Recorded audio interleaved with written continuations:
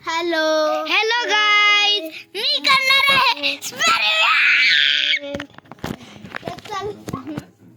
चल मित्रांनो, चला बाहेर, तुम्हाला बाहेरचा नजारा दाखवतो. चला झोपाले पटकन.